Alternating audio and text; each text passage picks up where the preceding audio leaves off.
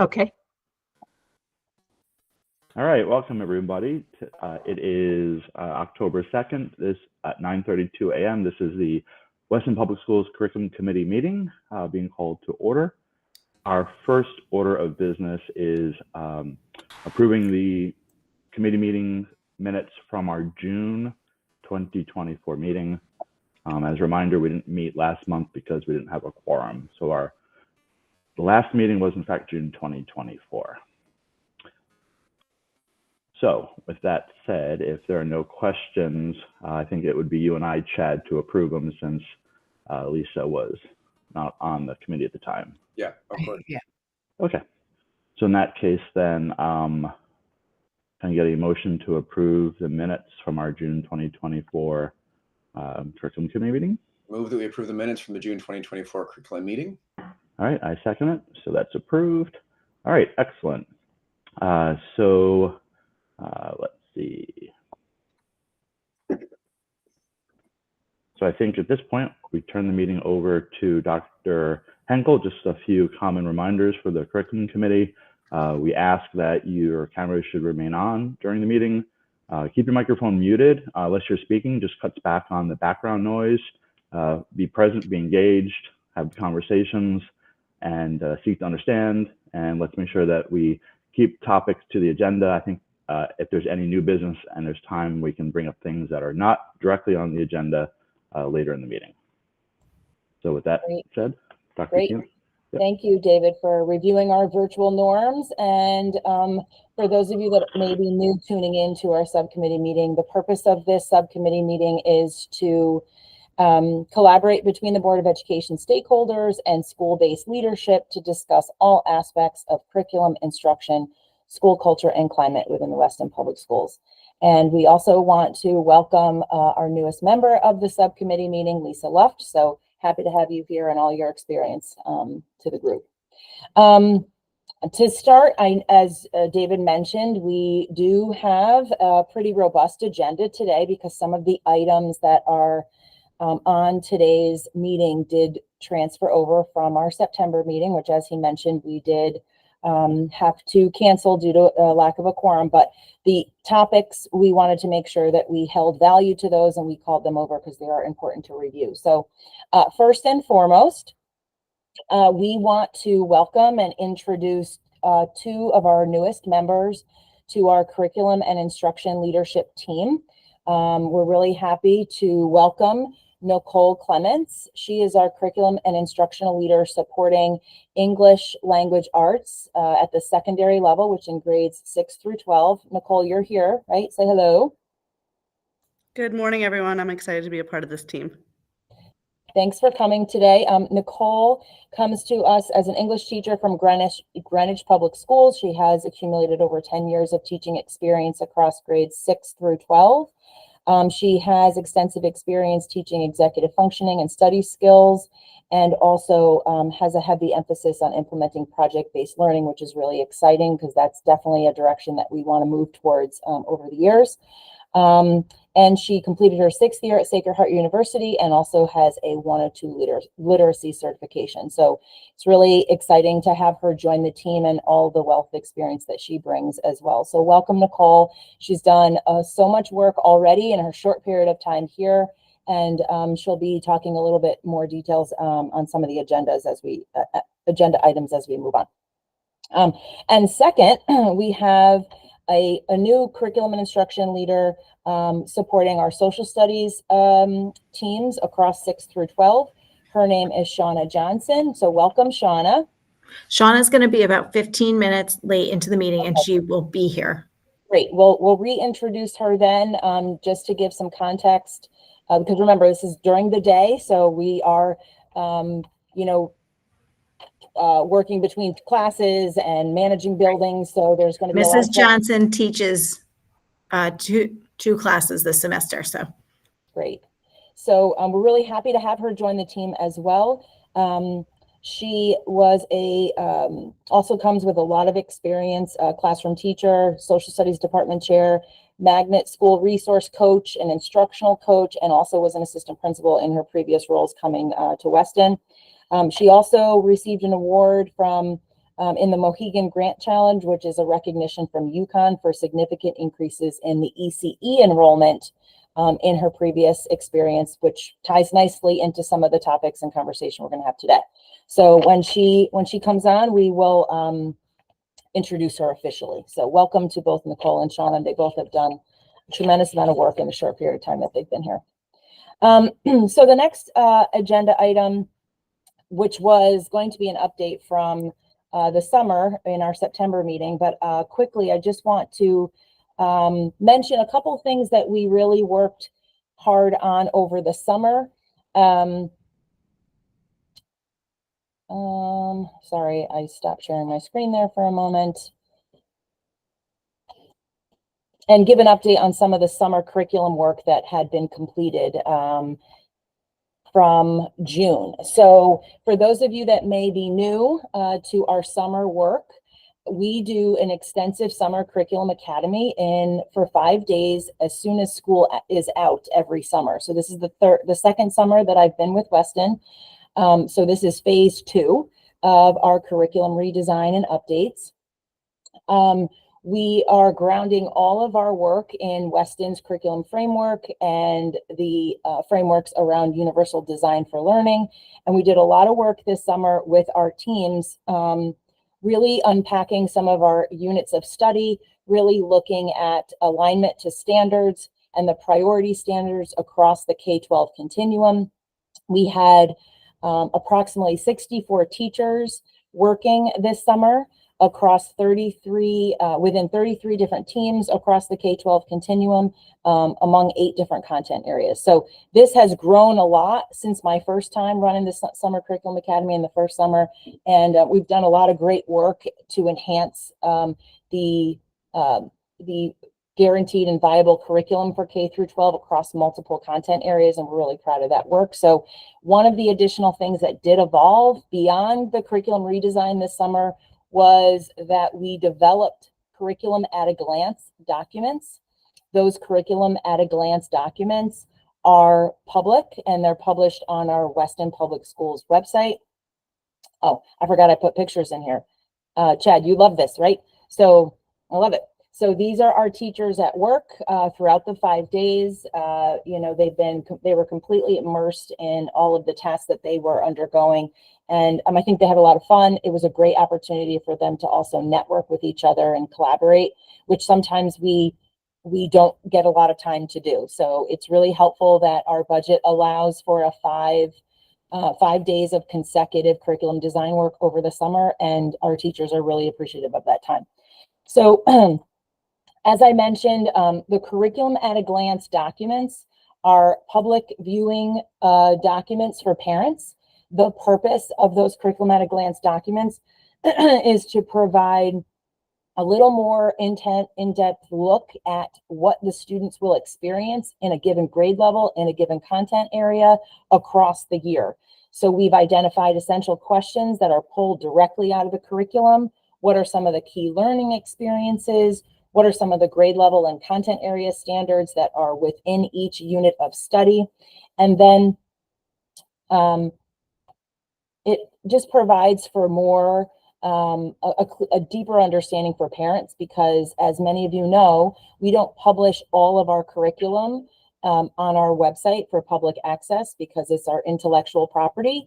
And many times, you know, other districts or teachers or people, it's kind of like a copyright rule, I guess you could say, right? We wouldn't publish for anyone to access any of our resources that are connected to our curriculum. So these curriculum at a glance documents provide enough understanding and clarity for parents and the public to see what it sounds and feels like in a specific grade level and content area. So these pictures just quickly show, once you go to the website, under curriculum and instruction right here, there's a tab just so the parents can find them easily. There is a tab called Curriculum at a Glance. It provides more clarity around what these curriculum at a glance documents purpose are. And then when you scroll down, you can click on a specific content area and it will give you access to those that have been developed. We have not developed every single one in every single content area yet because we're in the process of updating curriculum. So as we finalize curriculum, we then create a curriculum at a glance document, and this is where it goes live for public viewing. Nicole, do you want to speak a little bit about what work you've done specifically when you came around these documents, and maybe add a little color to the purpose and the intention, and how that how you've developed and revised some of these when you joined the team? Sure. So my goal specifically for middle school was to make sure these documents were live prior to back to school night, to ground any conversations that teachers have with parents around curriculum or choices that have been made prior to me joining the team. How I created these was I went through the different pacing guides and the unit pacing guides, and I was able to acquire the information that I needed to then help build these materials. I then brought it to each grade level department and asked them to revise and look at it to make sure it's accurate based off of what they do in their class. We made it both student and parent friendly language, so that way if a parent is wondering what concepts are covered within the course, or they have to give their child extra support within the unit, they know exactly what is being taught.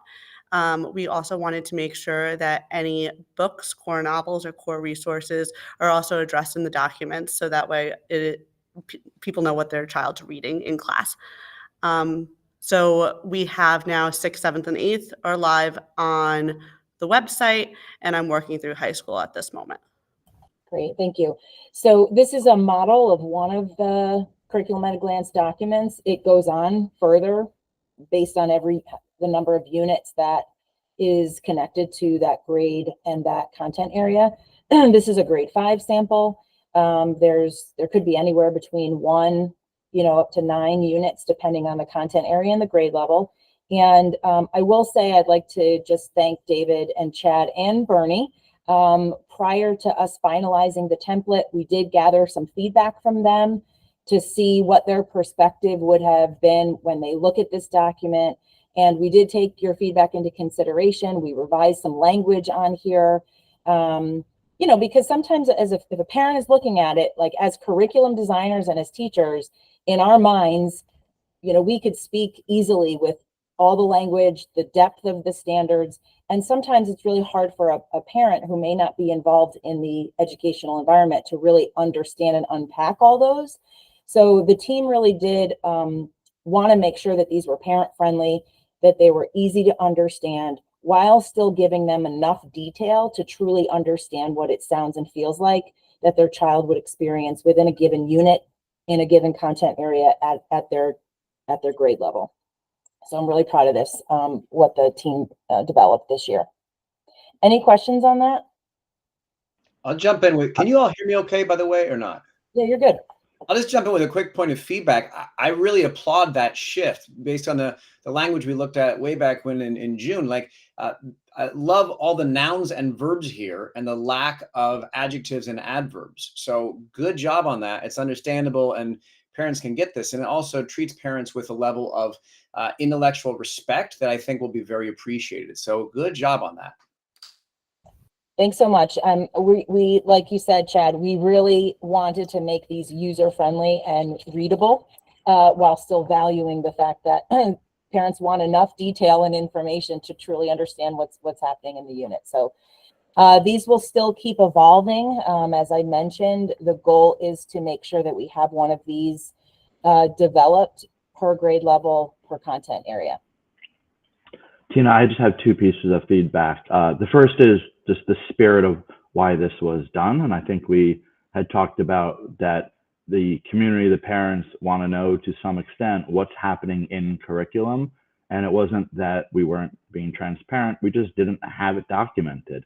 And so the intent here, I believe, is to let the parents know sort of a high level view of when their student enters the grade and the class, what they are going to learn, and then at in June, what they should walk away with. So I just wanted to kind of give a little color if that's correct on the reasoning behind doing this. It was to address some, community questions about what's actually in the curriculum. What are you teaching my student when they're in the schools? Absolutely. We wanted to increase transparency while still holding to the essence and spirit, like you said, of our curriculum. So I think the landing page, I'm glad you brought that up, David, because the landing page on the website is going to be helpful for parents because there is some educational jargon in the curriculum at a glance documents, and we wanted to make sure that everyone had an understanding of what those key terms are. And so we've made sure that we've defined some of the headings and the language so that parents can easily understand what an essential question is. What do we in Weston describe as a key learning experience? And we did give access to, you'll see these blue links at the bottom here. See these blue links at the bottom? We did give the full links to all of the standards across all content areas. So if parents really wanted to dive into the individual content area and grade specific standards, that those are the actual standards that the state of Connecticut uses when we design curriculum in a public school. Okay. And I just wanted to, and just from a readability perspective, I just wanted to give you a very small piece of feedback. When I went to the website and looked at it, I was thrown off by the order of the information. Okay. So I think there are 3 changes would be helpful for the community. The first one would be to take the squares, the ELA, the mathematics, science, and engineering at the bottom, which is really the documents that we've created for Weston, and move. Yeah, those I think. Yep. Okay. Those, when I looked at the website, and correct me if I'm wrong, those are essentially the documents that we've created that is specific to Weston. Correct. Those, I was clicking initially on the links for the state standards. Oh. Because that's what's presented to me first. I see what you're saying. Okay. So I think, right, so if you can move that up and maybe, call out that this is Weston, and then down below put the links to the state, because my interest as a Weston parent is Weston, and then if I want more, I'll go to the state. So I was clicking around the state ones, and I thought to myself, this doesn't appear to be anything Weston. Right. Yeah.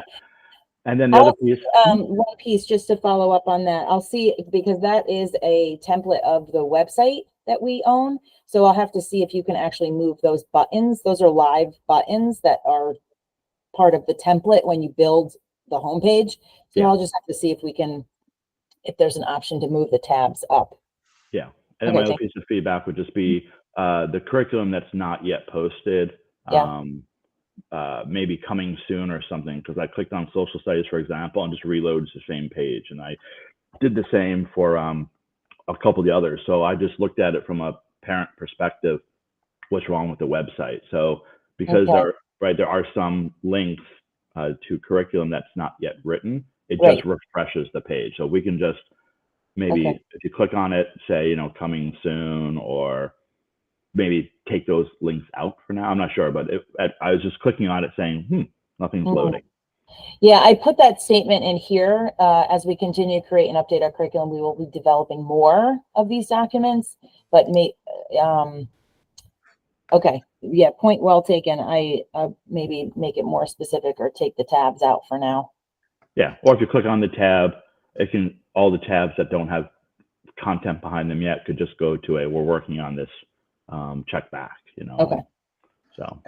And building on that, and forgive me if I'm asking a dumb question, and David, our technical wizard, will have to explain if I'm doing something wrong. But when I click on the buttons, I actually get routed to pretty extensive Google Drive folders.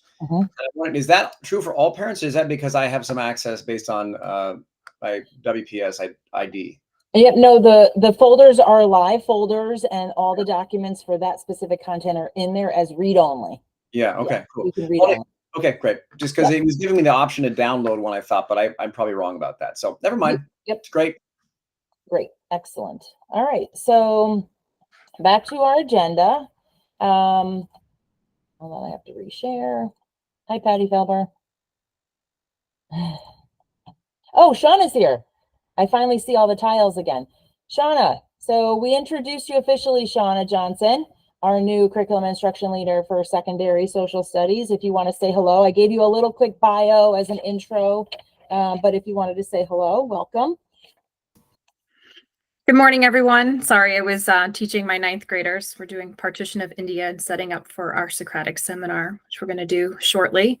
I am new here, but not new to education. This is my 18th year, and I've been an instructional coach for over a decade, and I was an assistant principal for a while. So I have lots of different experiences in grades 3 through 12.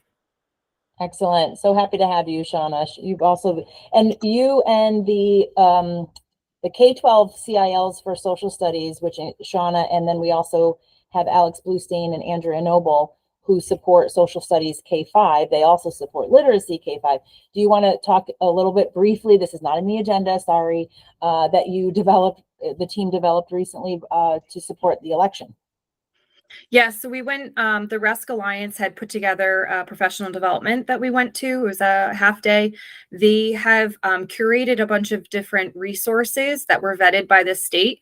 And it's a pretty comprehensive website that they've created. And it's wonderful information, but it's a little overwhelming for teachers. So we kind of developed a scope and sequence and an idea of pathway of teaching. They call it actually crosswalks, different ways to introduce components of the election and of voting.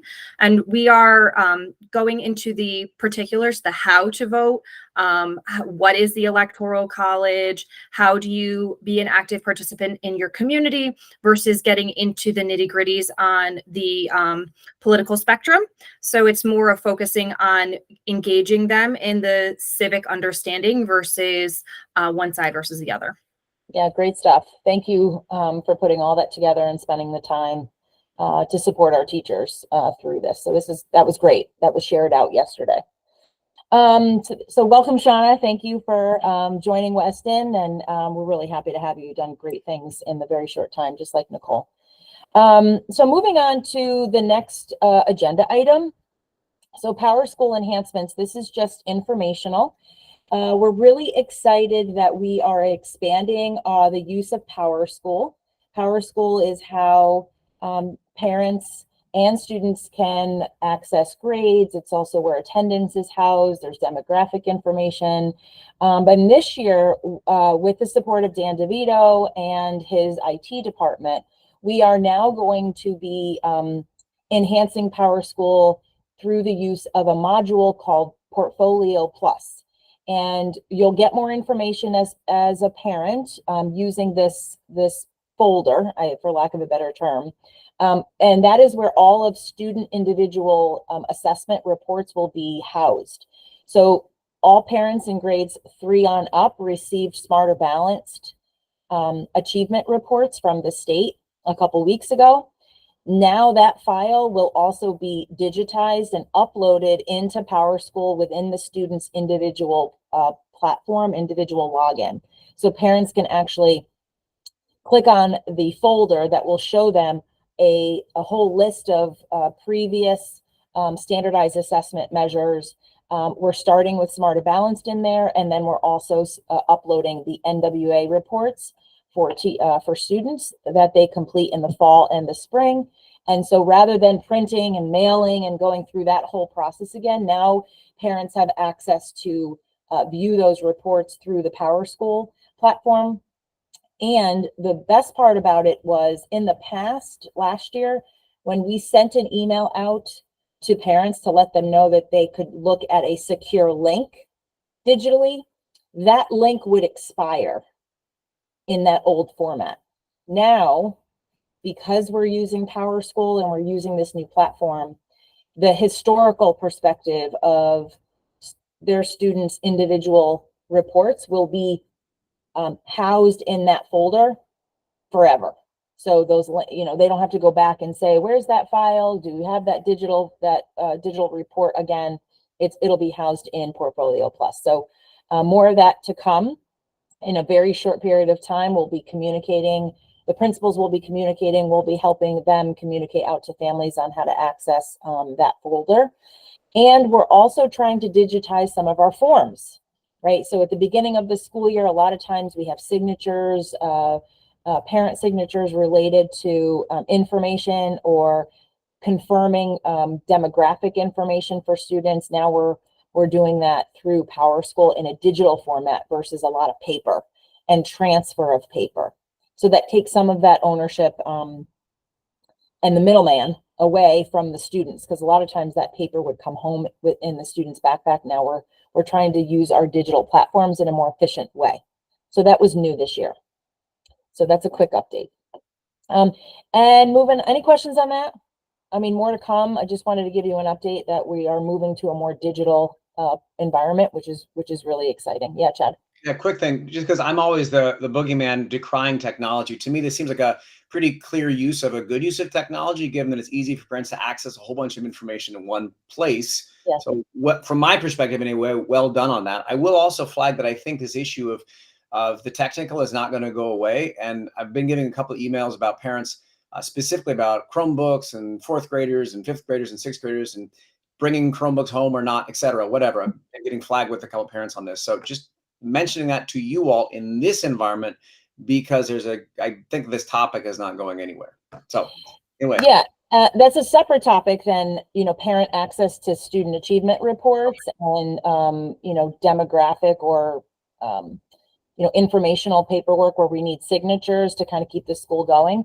To your point though, about instructional technology and purpose and intention, as you know, last year we did a huge series of presentations through our library media specialists to talk about how we make decisions around intention and purpose with technology. And I know our principals have been working with our teachers and individual parents as those requests come in. And I encourage people to continue doing that, because the more dialogue we have around purpose and intention is, I think, the healthiest way to be transparent and have a conversation around technology and the use of technology, because as you said, it's not going away. And one of the agenda items today, which we haven't gotten to yet, but I will mention, is give you an update on computer science, which is a state mandate for public schools to have. And we'll talk about that as we go forward. Thanks. Yeah. Tina, one quick thing I wanted to mention, this came up at some point over my 15 years on the board, or so it seems 15 years, but two-factor authentication. I think in the past, parents had asked that as we put more and more of this data online, can we lock it down behind two-factor authentication? And that may have come up in communication, actually, Chad. It came up someplace, and if I remember correctly, the feedback we got was it wasn't possible, and it might be a hurdle for some parents. So I think we should look into, as more of this data is being put in a single repository, it means the value of that repository goes up in the eyes of, right? So if we could just at some point ask Dan to find out, is two-factor authentication available? And I think where we settled, again, maybe in communication, but where we settled was it should be optional, but as a district, we should offer it. And I think there was some disconnect. So anyway, just from a security perspective.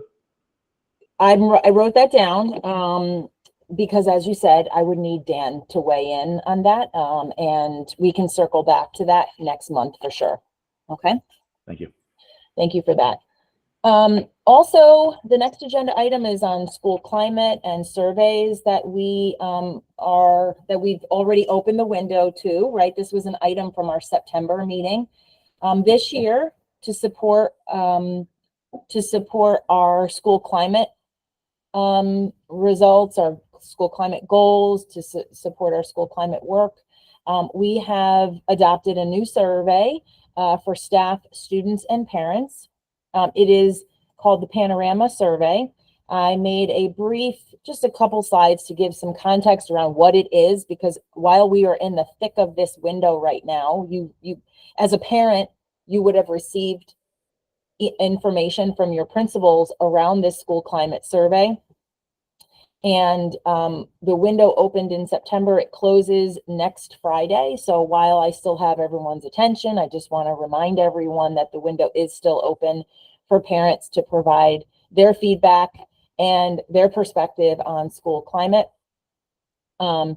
in their respective schools.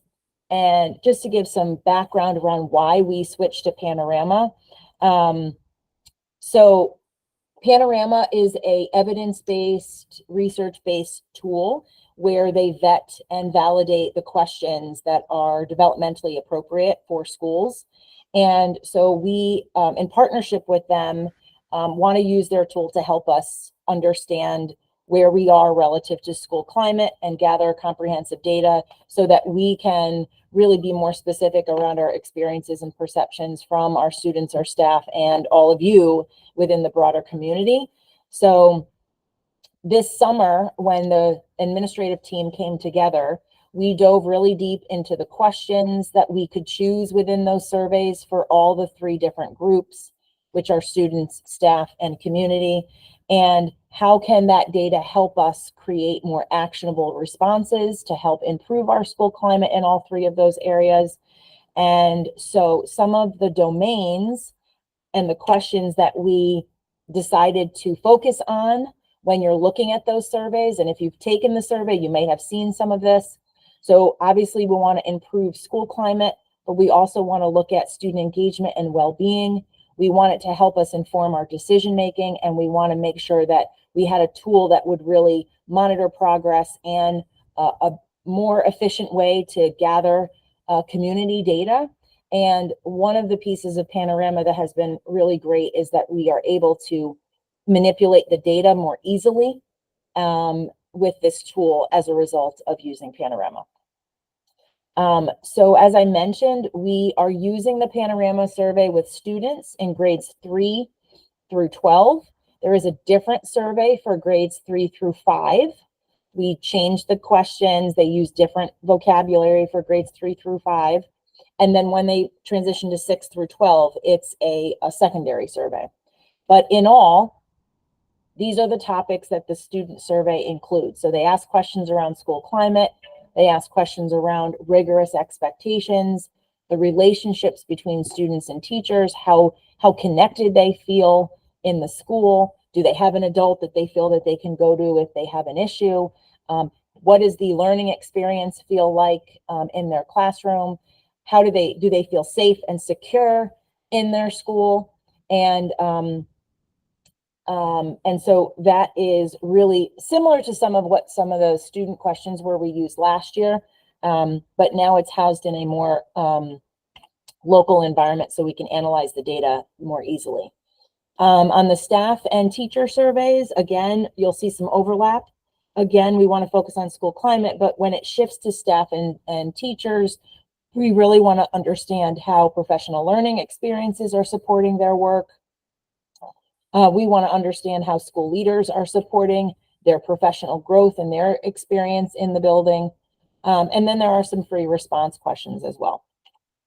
And then finally, what you are all probably most excited to hear about or want to know more about is what are the themes around the community survey? So those are really reflective questions about family engagement. So that idea of school to home partnerships, how are we doing with that communication, with transparency, with expectations around behavior for kids and for students, obviously around school safety. And there are some more options for some free responses. We felt free responses was a really important aspect of the survey that we wanted to hold true to, where there were some options for people to give additional feedback that maybe the questions didn't answer. So as I mentioned, we are in the middle of the window. The window opened September 16th. It will close next Friday. So if you haven't had a chance to complete the community survey, if you're listening, that would be great. If you're a staff member that hasn't completed the survey, please do that also. And our student surveys will end this week as well. Principals have been doing a great job to try to carve out some time so students can complete the survey while they're in school. So they don't do it outside of the school day. They do it while they're in school, and they create schedules to make sure that they can complete the surveys during the school day. Typically, the amount of time all of these surveys take is between 10 and 15 minutes. Okay. Okay. So as I mentioned before, you should have received a link in a week ahead newsletter from your principals. Those links were directly embedded in that email. So you might want to look back if you're looking for that survey link again if you've misplaced it. And if you need it, you can always reach out to me or the principal and we can reshare that information with you. But it's also located here. So I wanted to just give some quick screenshots to make sure families were aware that as they enter the survey, you can change the language if you'd like to change it from English to Spanish, or there's actually other, there's about 26 other languages that are available, the survey is available in. And then you're going to select the school that your student is, that you're giving feedback towards, because if you have more than one student, you want to submit more than one survey. Okay. And then at the end, you need to make sure that you hit submit. And then you'll get a nice little pop-up that says, thank you, and you're good to go. All right. And I wanted to make sure I had those screenshots in there because the surveys don't automatically save. So you have to try to complete that. You have to complete that survey in one sitting, and then make sure you hit submit at the end so we can capture that data. Okay. Any questions around the family surveys, student or staff surveys? Lisa? Tina, it looks like a great survey. I don't have children in the schools, but I'd really like to see it. Great. So I can share that link with you if you'd like. Oh, that would be perfect. Yeah, that'd be great. No problem. Thank you. Gina, I have a few questions, and actually one Lisa sort of opened the door for me on. Is the survey intended only for community members who have a student in the schools? Yeah, I mean, Lisa made a good point. These are questions related to the experience of having a student in the school. So the idea that, as I mentioned before, is about increasing that school to home partnership and the experiences that they are seeing or observing with their student in the environment.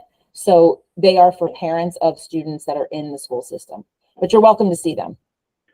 Do you have any idea, point in time today, how many, what percentage have taken the survey? I could look. Okay. I just need to click in there. Okay. I need to click on the back end. I could find it probably before we leave. Yeah.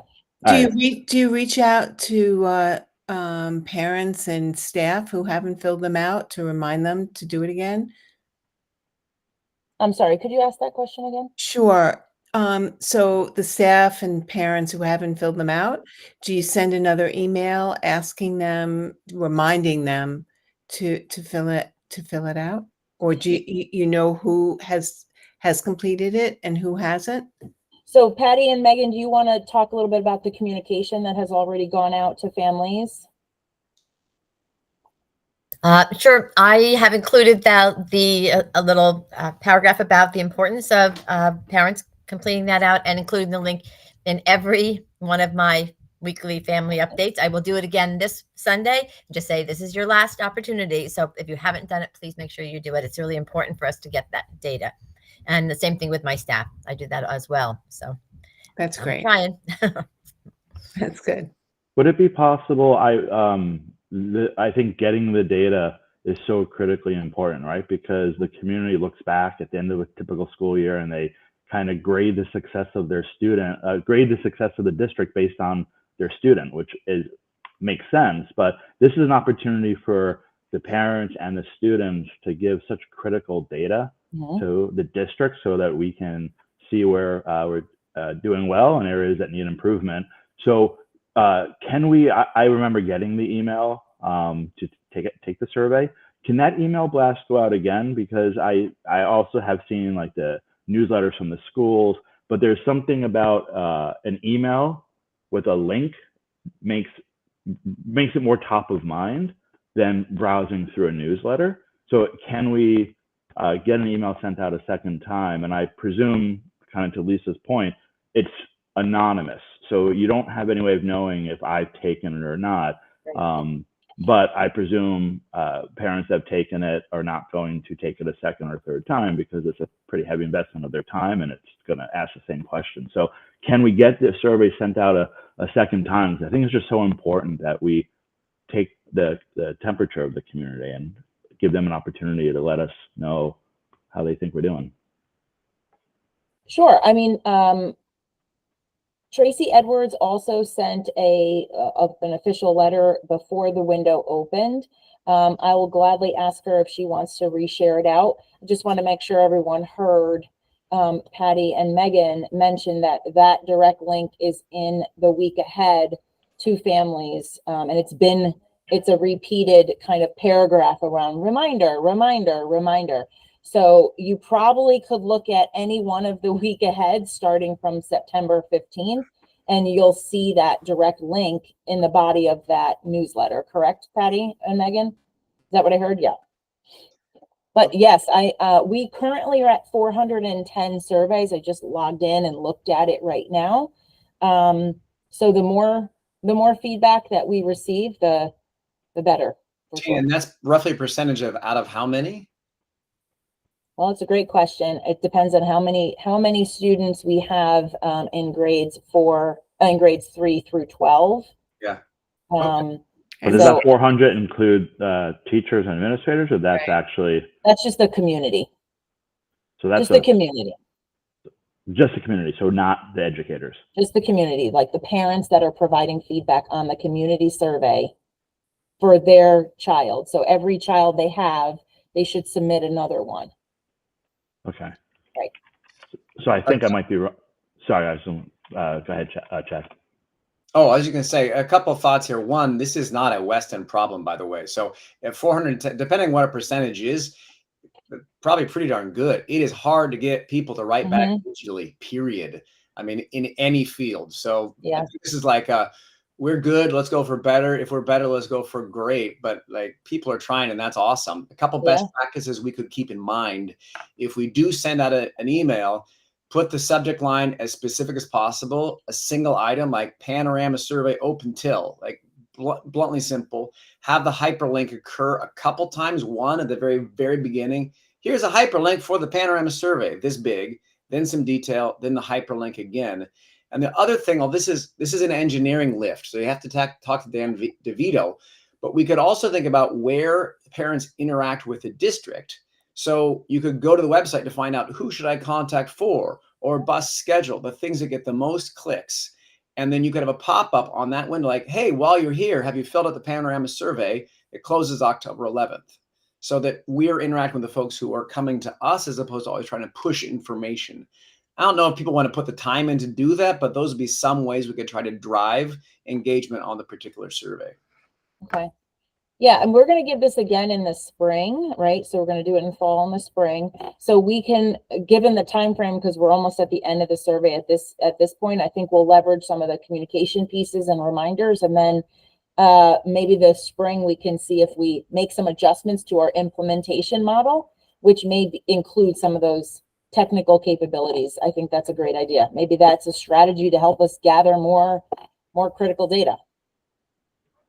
Will the results, or I should say, when will the results be available to the community? Because I presume that we are going to provide the results, the questions, and aggregated answers, or like what are we providing to the community and when?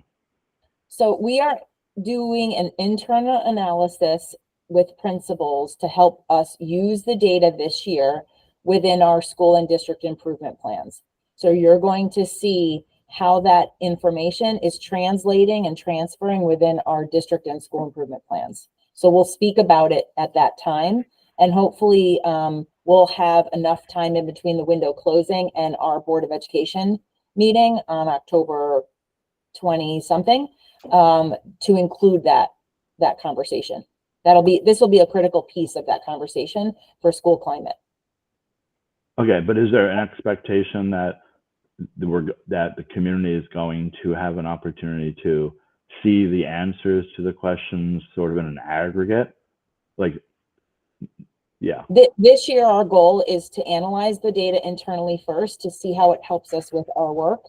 And any of the questions that we're using that will connect to a goal and an action step, that's what we want to be publicizing for this year. Okay. Great. So more to come on that. So tune in during our October meeting where we're going to actually speak a little bit more specifically around what the data shows and what the data tells us and how it helps us support our work. Okay. Oh, I'm scrolling down here and not over here. So the next piece, did Can I anyone just- want to add? Sure. Yeah, I just want to ask one other question. So you're only going to present data to the public that you used for a goal. Will you be presenting the entire survey to the committee so we can see all the data and the issues and successes that arise?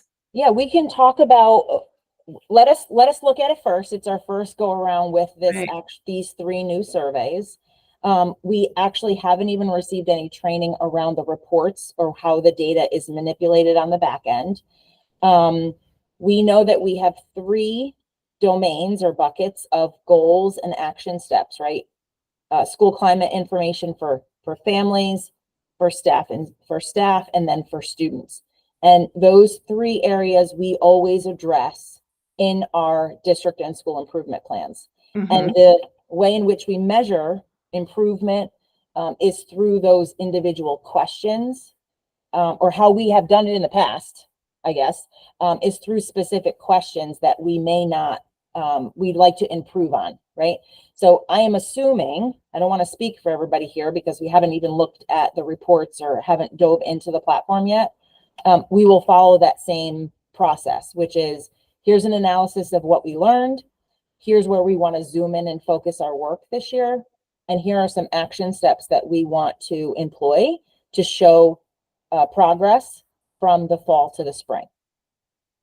So I know that's not as specific as you want right now, but I think we have done a really good job of unpacking individual questions related to those surveys and woven them into our district and school improvement plans.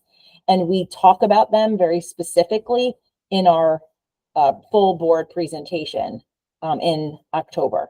So we're going to do that again. That's our plan. I don't know if anybody wants to add.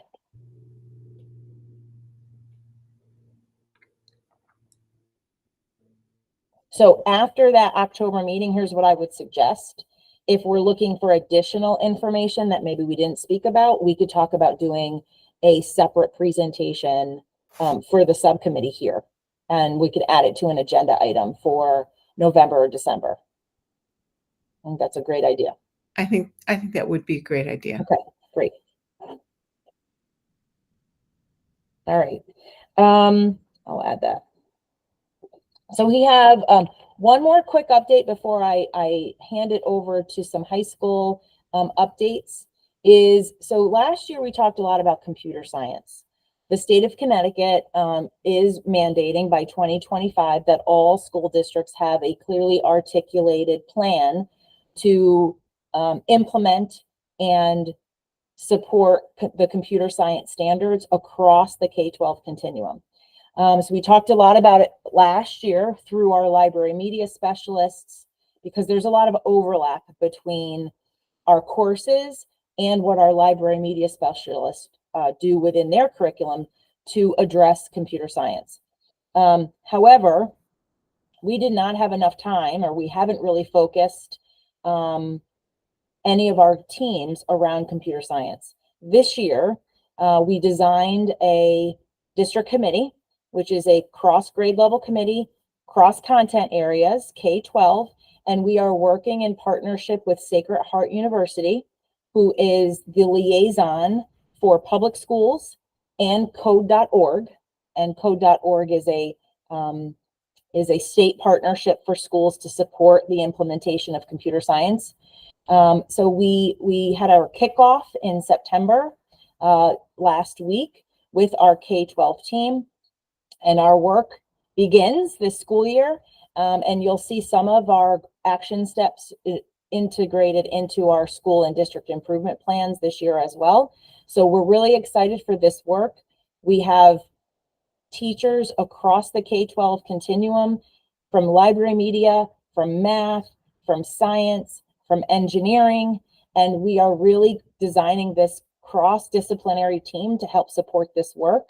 And our goal is that by the end of this school year, phase one is to have a plan, right? It takes a long time to really unpack the standards and see where there are some experiences that already live, that we already do across the content areas and within library media, within the library media curriculum that address the computer science standards. So just wanted to give you an update from last year, because we did do a whole series on technology integration, the emphasis around K-12 library media. And part of that conversation, if you were with us last year, addressed the ISTE standards, the International Technology Standards for Education, as well as computer science. So this is kind of phase two. This is the next step of that work. So as we evolve and as we continue to work on this, I'll give you an update. Right now, it's that we have a team. We started the work, and we're partnering with Sacred Heart University with Susan Auchincloss, who is fantastic. And I think there was an energy in the team around this work that as it grows and as it builds, I think will be really exciting for the district and for the students. Tina, I applaud the rigor that it looks like you're bringing to this. I think that's a totally fair answer, which is, this is a big mission. We want to get it right. We want to go deliberately. And I think it needs that level of rigor. And here's why. You know, Lisa gives us all a copy of The Anxious Generation to kick off the year. One of the best ways to inoculate our kids against the bad aspects of technology is teaching them behind the scenes how it actually works. You know, like give more of David Felton's expertise, more of Dan DeVito's expertise, so that they're not just, I'm doing math problems on a screen, but I have no idea how the math gets there or how the science gets into the tablet. And teaching our kids how it works both gives them great skills for life, makes them hopefully more employable as like one long-term goal, but much more powerfully than that, it actually gives them a way to understand all this technology around them on a deeper level than just a surface level of moving my finger across a smart screen. So yeah, good job, district. Keep it up. And I think it's a worthy task, and probably going to be a intense one, but well worth the time and effort. Thank you. Agreed. And the team is very mindful of what you just said. We want to do it right. We don't want to have the pressure of any state mandate kind of driving the work. We want to drive the work. And I told them that as long as we have a plan in place by the end of the year, I'm comfortable with being able to speak to it, right? And then we will design and we will decide how we want to roll it out and how we want to implement that plan, regardless of, you know, what mandate that the state is telling us around an unfunded mandate, by the way, that the state is telling us, because we want to do it right. And we want to make sure that we value the curriculum that currently exists and how it relates to the computer science standards and the spirit of computer science, before we just say, you know, we have this curriculum, this plan, and we're going to just start doing professional learning around it. That's not effective, and that's not well received by teachers and or students. So we're being very thoughtful about it, in other words. It may be unfunded, but it's really important. I mean, it's really going to make your curriculum much more robust. The coach coming from Sacred Heart has, what's her background, her expertise, and has she done this in other school districts? Yes, Susan has started out as a classroom teacher in science, actually. She then transitioned to Ed Advance, where she did a lot of work around online computer science curriculum. She now supports Sacred Heart in partnership with Code.org and Code High School, which are the two standards, I guess, for computer science curriculum. And she also is the liaison between Sacred Heart and the industry partnerships that we have through maybe IBM or some of the other industries that are partnering with Sacred Heart. So she's been, I don't know, I think she's going on 18 years. I can't remember now, but I think 18 years in this role to support districts. And she's been working in our area, Fairfield and New Canaan are two of the districts that have finally said, okay, we're ready. I've been talking with her for years. Susan has been great. I think one of the struggles for schools, and you all probably feel this, especially our principals and our teachers, is there are so many priorities when it comes to curriculum enhancing and revision that computer science sometimes takes a third seat. And so when Susan is trying to support districts, we would love the support. We're just not ready. And so now, honestly, I've talked with her for many years, and this is the first time now where I've actually been in a district where I said, you know what, I think we're ready. I think we have a team that is ready to have the conversation. I think we have curriculum that is overlapping in some areas, and I think we're ready to do a crosswalk. So I'm really excited that we're finally at the point where we can have a discussion around it, and more to come. Thanks. Yeah. All right. The last agenda item is some high school updates. This is a preview of some further topics that will be on the agenda for November as well. I'm going to have Principal Megan Canetta talk about some of the updates. Want to give you some clarity, right? The role of the curriculum of the subcommittee committee is to review new course proposals, also how that impacts the high school program of study. And so in the months of October, November, and maybe even December, Megan and her team will be coming to this subcommittee for to give you an awareness of what is maybe new, what is being sunsetted around the 9-12 course continuum. So Megan, do you want to start? Sure. Thanks so much. So, hi, everybody. As Tina said, this is a preview of our November conversation where we're certainly going to have more information to discuss new course proposals in a number of departments. One of the highlights of this discussion is also to review some of the graduation requirements. Again, the state has made some updates to the high school graduation requirements involving the mastery-based diploma assessment, which is our portrait of the graduate, which we've had community members participate in. David, I think you've participated in them, right? The reviews with students. So the state, while it was a mandate, the state has come around and has revised some of the language about that requirement. We are continuing to review that, and we'll have more to discuss in November. Additionally, the state is also now requiring the 0.5 personal finance or financial literacy requirement that all students, starting with the class of 2027, all students need to graduate with a half a credit in financial literacy, which for us would likely be our personal finance class. So we're continuing to have conversations about how students fulfill that requirement and kind of which buckets that can count towards. The state will say that that can fulfill a humanities elective. We currently allow students to fulfill a math credit through that. And then of course we have our general bucket of electives. So those conversations are ongoing, and we're going to have a more detailed conversation about those updates in November as well. Additionally, as you might remember, some of you who were here for this conversation last year, we talked about the Early College Experience program. I'm going to turn this over to Shauna in a second because she's had experience with the ECE program. So the Early College Experience program it is an extension of UConn courses to allow students to essentially be dually enrolled in a college course while they are attending high school. So last year, if you remember, we introduced and ran in our program of studies the option for students to take the Early College Experience course in our music program, which was titled Popular Music and Diversity. So that was kind of our re-engagement, and I say re-engagement because years ago, Weston did offer ECE classes. They were sunsetted.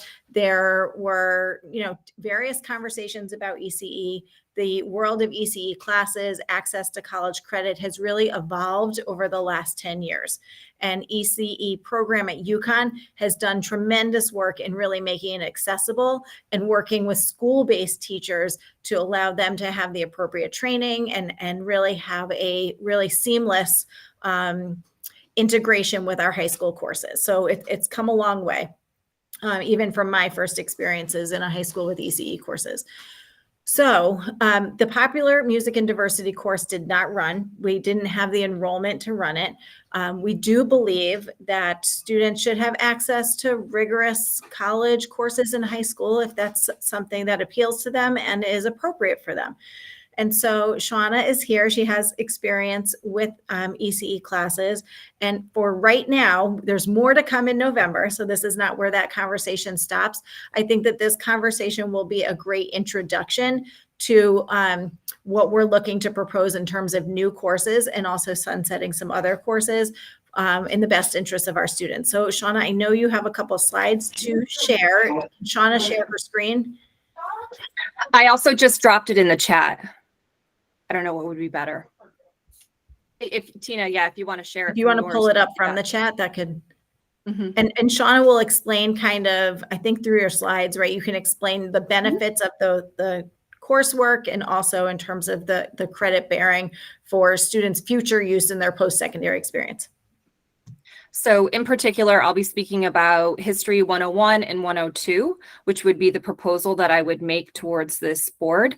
And I'm also going to speak in general to ECE as its options. So ECE stands for Early College Experience. It is a UConn course where kids, if they get a C or better in the class, receive UConn credit. And they will have this as on their transcripts as this college level course taken in high school. The process is pretty rigorous. Tina, if you could just go to the next slide.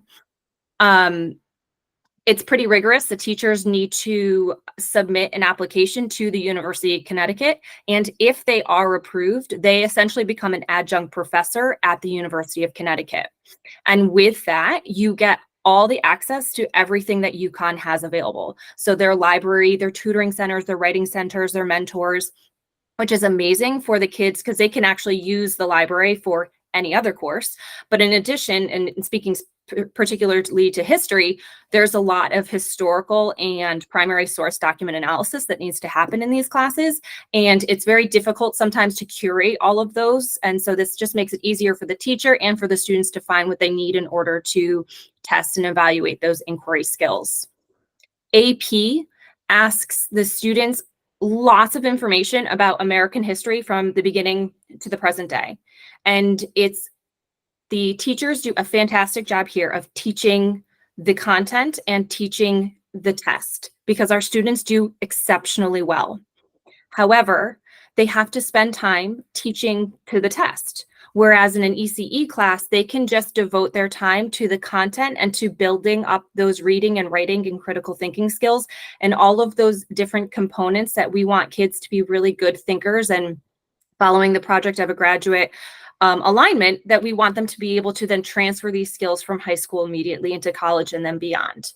It also gives the teacher the time to really drill down and hone in on different components to American history. So if we're talking about colonial times, they can hone in and talk about Puritans, and then they can bring it to a local sense. So they are not, because they don't have to kind of fast pace their way through all of American history, they can really bring in that local and community connection to whatever it is that they're studying. The proposal would be for technically 2 ECE courses, 1501, which would be in the fall semester, and then 1502 would be in the spring semester. There is a video there where we don't have to play it, and you have the link, so by all means you can go back and look at it. It's just essentially referencing the savings that families have by going through UConn. Tina, if you could go to the next one, and I'll touch on those savings in a minute. So the credits that the kids receive will be transferable. It is one-to-one and very easy for kids in certain universities. Other universities, they have to bring in their syllabus, they have to bring in their work, and they have to pitch it to the admissions officers, which is an extra step for kids. However, it's also a really good step, and it's a really good learning opportunity for them to advocate for themselves and advocate for this college level course that they took. Some universities are a little bit easier and some are a little bit harder. And there is a database available for students and for families and for teachers to look at to see if they're leaning towards one college or university or another, how the credits might transfer a little more easier than other courses. Additionally, with AP, if the student gets a 3 or higher, they could potentially receive college credit, but colleges do not guarantee that they will receive college credit for getting a 3 or higher on the AP exam. Oftentimes, colleges will take the credits from AP and just bump them up. So instead of taking English 112, you now can take English 152 or 212. So they don't, it's not a 1-for-1 type credit situation. And then in the last slide, I just kind of go over the finances of it. So this is a cost to families. Each of the courses is going to cost $150 for a total of $300 for the year for the 2 ECE history classes. However, those are over $2,000 each at UConn. So our families potentially save over $3,000, close to $4,000 for giving them this opportunity. And beyond all of the really great academic learning that they get beyond this, and they're having a university professor teach them, because that is a ECE certified teacher is an adjunct professor at UConn. The families also get to save a lot of money as well. And you could have kids going into college who are actually second semester freshmen. And I've had students in the past who go into college actually as sophomores because they have received so many ECE credits.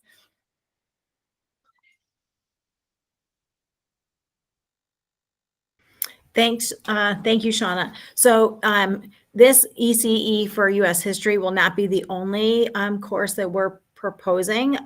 There are other ECE courses that really complement nicely some of our existing courses in the arts and other departments as well. So more to come on that in November. So this was just like a preview of that ECE conversation, and then we'll do more in terms of graduation requirements, our new course proposals, all in preparation for the launch of our 26-27 program of studies in January. Thanks, Megan. Thanks, Shauna. Yeah, Megan's doing a really great job. I think David and Chad, you've been on these calls before, but she's really trying to review and evaluate the whole program of studies since she's arrived here. And we've talked about, making sure we look at cost, we look at redundancy, we look at student interest. And we are a small district, small high school. We have to make sometimes difficult decisions on sunsetting classes or adding classes, or we can't add this class this year, but maybe we can add it next year. So I think having discussions around curriculum and around opportunities and what are our opportunities are important so that we can make better decisions for students, right? And I know our CILs do a really great job of being at the forefront of curriculum and high school level classes so that students are prepared for a variety of different college and career interests as they go beyond Weston. So kudos to all of you, because it's a lot of work in a lot of different areas.